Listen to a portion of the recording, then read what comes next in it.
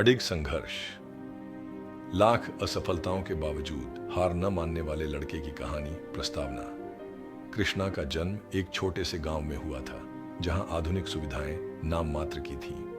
उसका परिवार खेती से जुड़ा था, लेकिन जमीन कम होने के कारण आमदनी बहुत सीमित थी।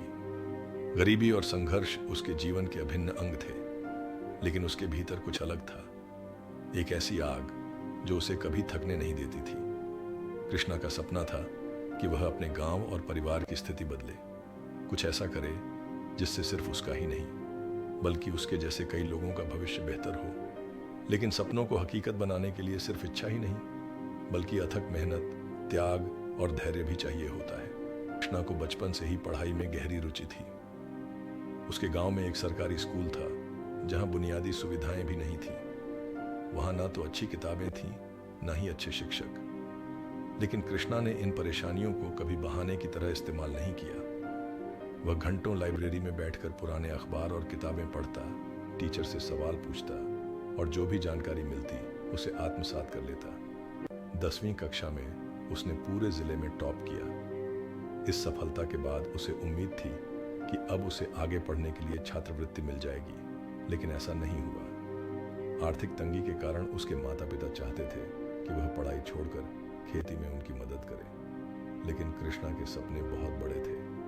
उसने शहर के एक अच्छे कॉलेज में दाखिला लेने का फैसला किया, लेकिन वहां फीस भरने के लिए पैसे नहीं थे। उसने चाय की दुकान पर काम किया, अखबार बेचे, बच्चों को ट्यूशन पढ़ाई और किसी तरह अपनी पढ़ाई जारी रखी। कॉलेज के अंतिम वर्ष में उसने कई बड़ी कंपनियों में नौकरी के लिए आवेदन किया। पहली बार इंटरव्यू दिया और असफल हो गया। दूसरी बार फिर प्रयास किया, फिर असफलता। इस तरह उसने लगभग 20 कंपनियों में आवेदन किया, लेकिन हर बार उसे रिजेक्शन ही मिला। लोग उसका मजाक उड़ाने लगे। कुछ ने कहा, एक किसान का बेटा बड़ा आदमी नहीं बन सकता, लौट जाओ खेतों में। लेकिन कृष्णा ने हार मानने के बजाय खुद को और मजबूत किया। उसने अपनी कमियों को पहचाना, नई स्किल्स सीखी और फिर से प्रयास करने के लिए खुद को तैयार किया। इतनी असफलताओं के बाद भी वह रुका नहीं। उसने तय किया कि अगर नौकरी नहीं मिल रही तो वह खुद कुछ करेगा। उसने गांव के किसानों की समस्याओं को करीब से देखा। वे अपनी फसल को सही कीमत पर नहीं बेच पा रहे थे, बिचौलिए उनका शोषण कर रहे थे। यही देखकर उसने एक ऑनलाइन प्लेटफॉर्म बनाने का सोचा, जहां किसान सीधे शहरों में अपने उत्पाद बेच सकें। लेकिन यह आसान नहीं था। पैसे नहीं थे, तकनीकी ज्ञान नहीं था, मार्केटिंग कैसे करें यह भी नहीं पता था।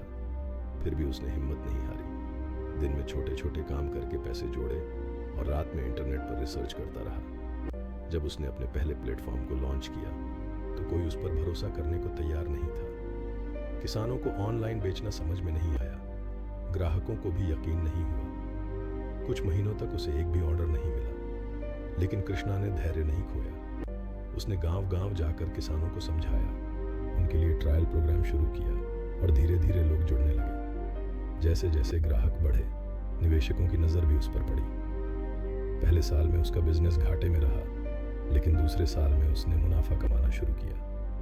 देखते ही देखते उसकी कंपनी लाखों किसानों से जुड़ गई और देश भर में उसकी चर्चा होने लगी। जिस लड़के को कभी नौकरी तक नहीं मिल रही थी, आज वही हजारों लोगों को नौकरी देने वाला बन गया। उसकी कंपनी को बड़े निवेशकों से फंडिंग मिली। सरकार ने उसकी पहल को सराहा और कुछ ही वर्षों में उसका नाम फोर्ब्स की 30 अंडर 30 लिस्ट में शामिल हो गया। कृष्णा की कहानी ये साबित करती है कि असफलता अंत नहीं होती, बल्कि यह हमें कुछ नया सिखाने के लिए आती है। अगर वह पहले इंटरव्यू में हार मानकर गांव लौट जाता तो शायद आज भी वह खेतों में काम कर रहा होता। लेकिन उसने हर असफलता से सीखा, हर मुश्किल का सामना किया